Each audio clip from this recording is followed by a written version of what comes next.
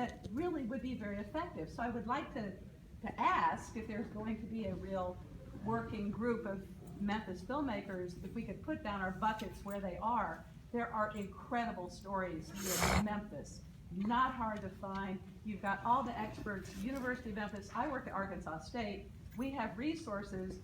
They need to be told.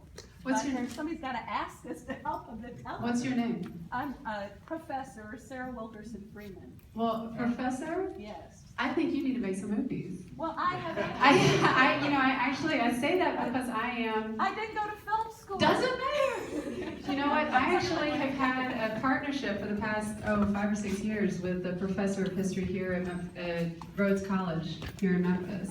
Her name's Dee Garso-Hagan, and Dee is a history professor, right?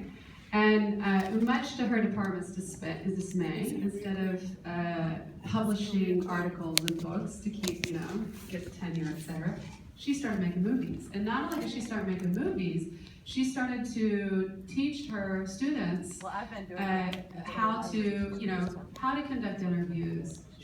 I got invited originally to come in to teach them how to use editing software so that they could edit the interview. She taught them his interviewing techniques, and I worked with her and helped her find some local people to to do the work. We also have there at Rhodes, there is the Crossroads to Freedom archive, where people have been trained, students have been trained how to use the equipment and press record and put up lights, etc., and have a good, decent looking interview that they can include in a film. But I ended up producing her first feature-length documentary about the history of step dancing, and I've edited a number of her documentaries. But it was all because she was like, these stories aren't getting told, and if you're a history professor, you have the unique ability to be able to find the stories that nobody's told, and that's the beautiful place to start. That's the frustrating, because I've been actually doing that kind of thing in the classroom for 15 years. ASU.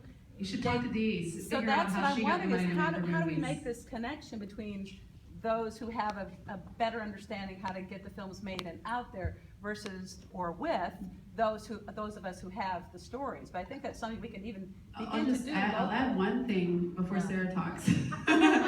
Being attached to a university, you have special privileges and access to funding that a lot of us who are not attached to university do not have.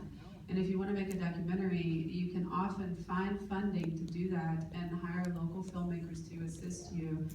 And doing that, working with the students. So that's how deep. I was just gonna say, I'll give you my card. Yeah.